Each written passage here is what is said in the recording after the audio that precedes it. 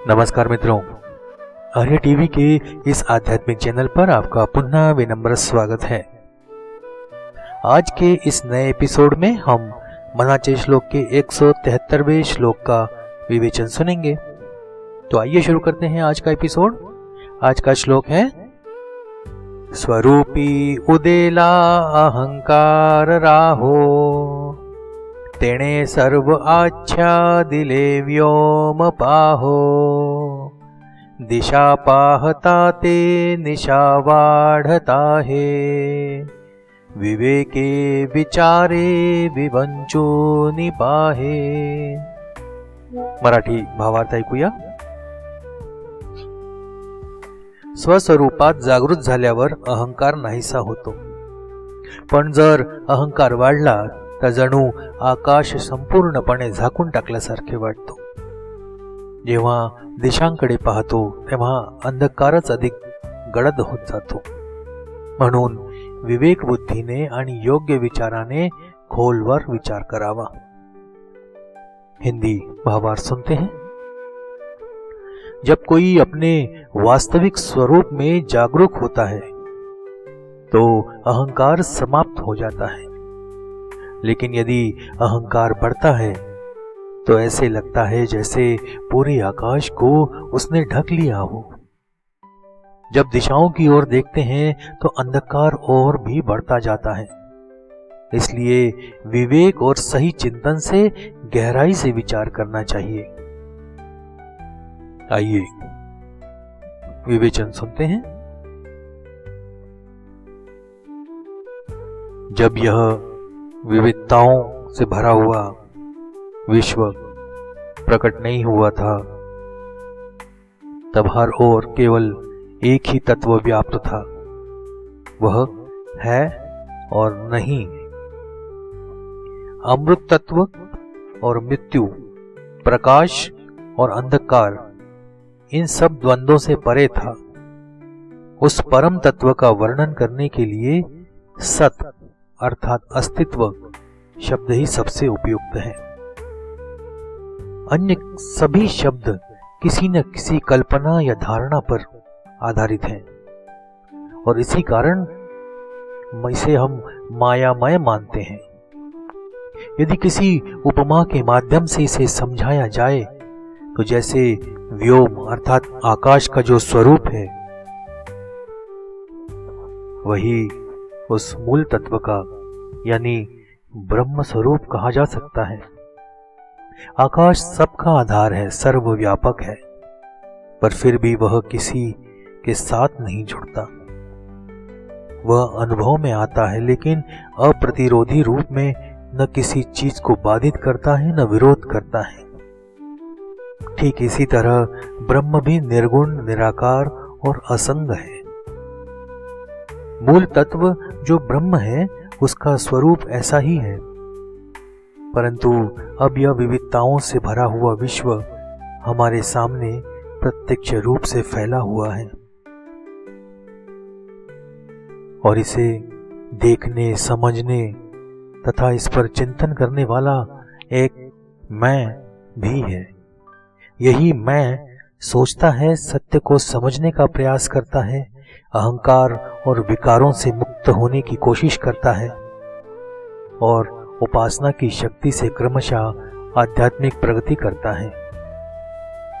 इस प्रयास के माध्यम से वह संतों की उच्च अवस्था तक पहुंचता है, जहां काल और स्थान की सीमाएं समाप्त हो जाती हैं और मूल तत्व का वास्तविक ज्ञान प्राप्त होता है। तब उसे अनुभव होता है अहम ब्रह्मास्मि का, मैं ही ब्रह्म हूं और सर्वम खलविदम ब्रह्म, यह संपूर्ण जगत ब्रह्म ही है। इस आत्मज्ञान की प्रेरणा में यह सब माया का रूप है और मैं हूं, यह अहंकार सृष्टि के मूल में स्थित अहम है। शास्त्रकारों ने इसे इसी प्रकार से समझाया है। सृष्टि की शुरुआत में जब केवल एक ही मूल तत्व था, तब वहां केवल मैं अकेला हूं अर्थात एको हम, यह भाव जागृत हुआ। अकेलेपन में आनंद नहीं होता, एकाकी न रमते, इसलिए उसने मैं अनेक हो जाऊं, बहुश्याम यह संकल्प किया और सृष्टि का प्रारंभ हुआ। यदि मैं का यह भाव उत्पन्न न हुआ होता तो आगे की सृष्टि संभव ही नहीं होती। लेकिन जैसे ही अहम मैं का उदय हुआ, वही आगे चलकर समस्त विश्व की उत्पत्ति का कारण बन गया। मूल रूप से शुद्ध और निर्मल आकाश में जैसे राहु ग्रह छा जाता है, वैसे ही इस अहंकार ने सत्य स्वरूप को ढक लिया। यह आवरण इतना घना हो गया कि दिशाएं देखने पर भी कुछ नहीं दिखता। यह स्थिति उस अज्ञात अरण्य जैसी है, उस जंगल जैसी है जहां अमावस्या की रात में आकाश में बादल छाए होते हैं और पगडंडियां खो जाती हैं। इस अंधकार में हमारी इंद्रियां थक जाती हैं, मन निराश हो जाता है और बुद्धि कुंठित हो जाती है। लेकिन यही मैं जब बार बार आत्मचिंतन करता है, अपने विवेक को पैना बनाता है और ज्ञान का प्रयास करता है, तब उसे सत्य का अनुभव होने लगता है।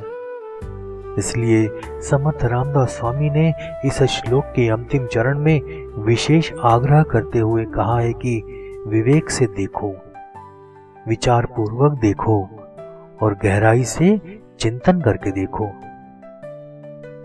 अविद्या से उत्पन्न हुआ हो या माया से, वास्तविक हो या केवल काल्पनिक, परंतु जीव के भीतर जो अज्ञान और उससे उत्पन्न होने वाले दुख, मोह आदि जो विकार हैं, उन्हें नष्ट करने का एकमात्र उपाय विवेक अर्थात सूक्ष्म विचार ही है। अहंकार को राहु ग्रह की उपमा देना अत्यंत सार्थक है। राहु कोई शनि या मंगल ग्रह की तरह वास्तविक नहीं है, वह केवल एक काल्पनिक ग्रह है, लेकिन ग्रहण के रूप में उसका प्रभाव स्पष्ट दिखता है। फलित ज्योतिषी में भी उसकी कुंडली में प्रभाव डालती है।